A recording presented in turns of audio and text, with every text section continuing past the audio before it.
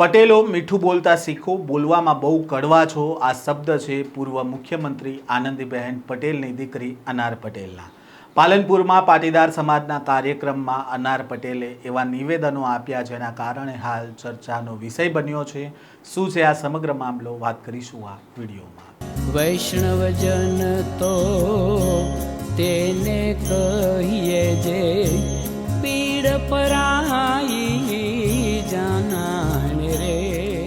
નમસ્કાર, નવજીવન ન્યૂઝમાં આપનું સ્વાગત છે. હું છું જયંત દાફના. બનાસકાંઠાના ગઢ ગામમાં સરદાર વલ્લભભાઈ પટેલની પ્રતિમાનું અનાવરણ કરવામાં આવ્યું હતું. આ પ્રસંગે આનંદીબેન પટેલના પુત્રી અનાર પટેલ, જેનીબેન ઠુમ્મર, પાટણના ધારાસભ્ય કિરીટ પટેલ અને એસપીજીના પ્રમુખ લાલજી પટેલ આ કાર્યક્રમમાં હાજર રહ્યા હતા. જેમાં અનાર પટેલ દ્વારા કહેવામાં આવ્યું હતું કે સરદાર પાસેથી કાંઈ શીખવું હોય તો સૌથી પહેલાં તો સંગઠન જ શીખવું પડે.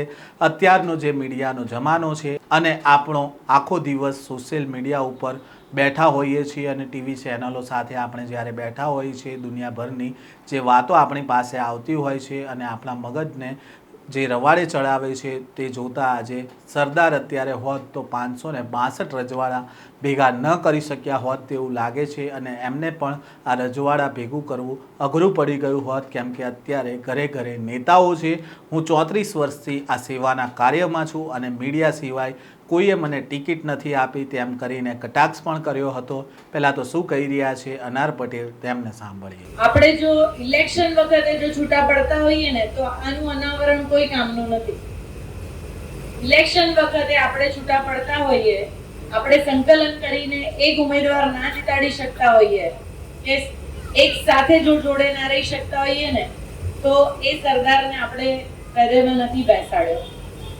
હંમેશા ભાગલા કરવા અને રાજ કરવું એ તો અંગ્રેજોની નીતિ રહી છે, એ આપણા દેશની નીતિ નથી રહી. તો એ રાજકારણમાંથી રાજનીતિ તરફ આપણે કેવી રીતે જઈએ?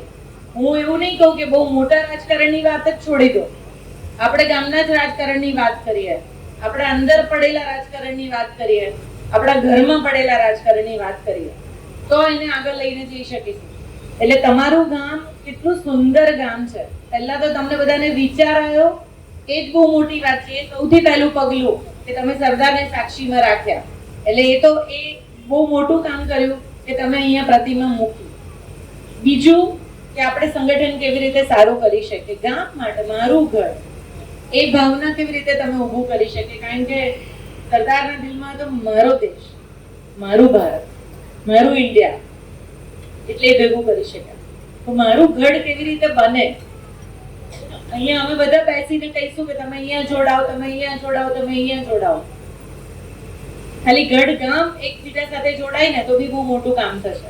અને અમારા જેવા જેને ખાલી સેવા કરવી છે એ સીધા તમારી સાથે જોડાઈ શકશે. અહીંયાથી તમે કહેશો કે અમને સજીવ ખેતી શીખવાડો તો અમે રેડી. અહીંયા કોઈ દીકરીઓ એમ કહેશે કે અમને આ સ્કિલ ટ્રેનિંગ કરવી છે તો અમે રેડી. અહીંયા વૃદ્ધો એમ કહેશે કે અયોધ્યા દર્શન કરવા જવું છે, બનારસ દર્શન કરવા જવું છે, રેડી. અહીંયા બાળકો માટે તમે કોઈ બી સ્પર્ધાઓ રાખશો તો અમે તમે 100% મદદમાં આવશું. અને આ બધા ક્રિએટિવ કામ કરવા માટે આપણે ભેગા થઈએ, કારણ કે હવે એની જરૂરિયાત છે. આંદોલન આપણે કર્યા, આંદોલનના સમયે આંદોલન હોય, પણ આંદોલન પતે પછી સેવા જ હોય. અને સેવા હોય ને એ કર્મ સાથે જોડાયેલું છે. આજે કીધા વગર જે બી કામ કરીએ ને એ જ ઉપરવાળા સુધી જશે, ત્યાં સુધી નથી જવાનું. એટલે બને એટલું સરસ સંગઠન કરો, સંગઠન થશે તો તમને બી કામ કરવાની બહુ મજા આવશે, અહીંયા રહેવાની બહુ મજા આવશે. અને ગઢ ગામ જો દત્તક લેવું હોય અને અહીંયા સરપંચ નથી, હું પહેલા જ પૂછ્યું કે સરપંચ ક્યાં છે, સરપંચ નથી. અને બહેનોને હું ખાસ એટલું કહીશ, બહેનો આપણા હાથમાં આપણું ઘર પણ છે, આપણો સમાજ પણ છે.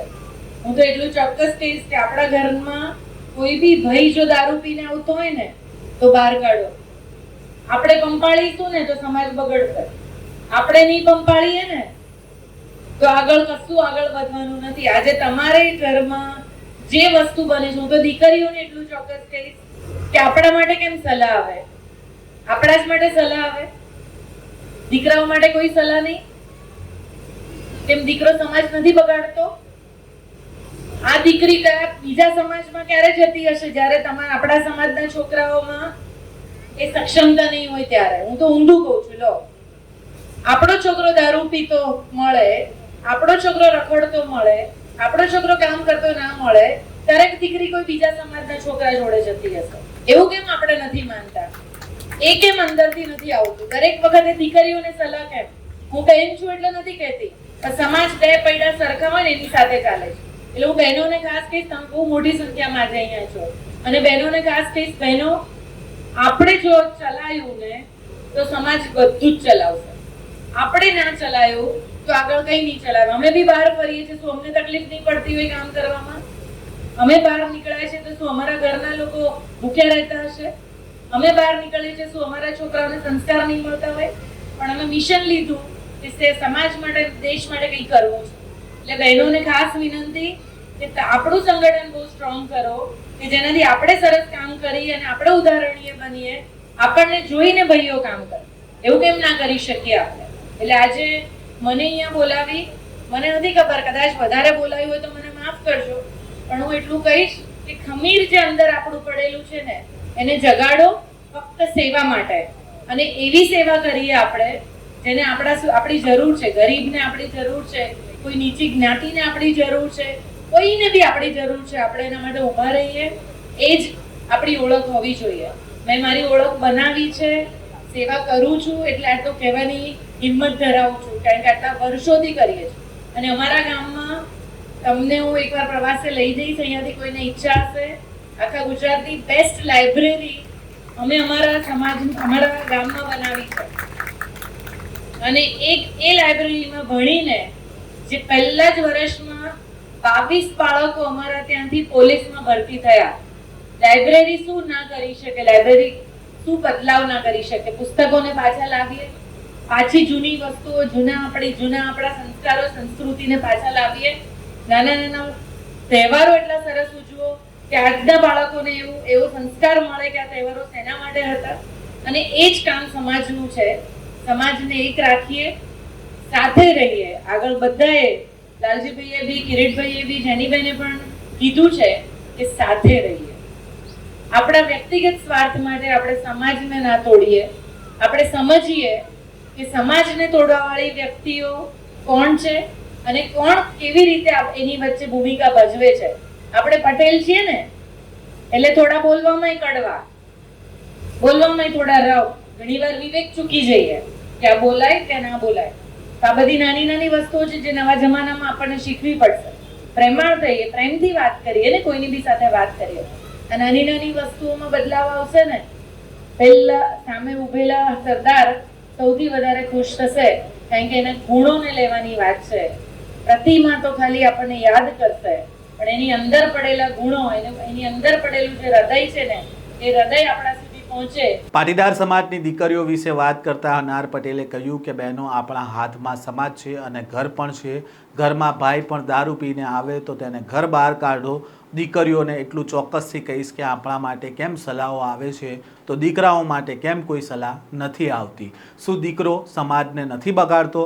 આપણી દીકરી ક્યારેક બીજા સમાજમાં ત્યારે જ જતી હોય છે જ્યારે આપણા સમાજના છોકરાઓમાં એક સક્ષમતા નથી હોતી. અને હું તો ઊંધું કહું છું કે આપણો છોકરો દારૂ પીધેલો મળે, આપણો છોકરો રખડતો મળે, આપણો છોકરો કામ કરતો ન મળે ત્યારે દીકરીઓ કોઈ બીજા સમાજના છોકરા જોડે જતી હશે એવું કેમ કે આપણા લોકો નથી માનતા? અનાર પટેલે પાટીદાર સમાજને આત્મચિંતન કરવાની શીખ આપી હતી. સાથે જ યુવાધનની નબળાઈ ઉપર અનાર પટેલે પ્રહાર પણ કર્યા હતા. આ પ્રકારના સમાચાર અહેવાલ સાથે ફરી મળીશું. નવજીવન ન્યૂઝ સાથે જોડાયેલા રહેજો.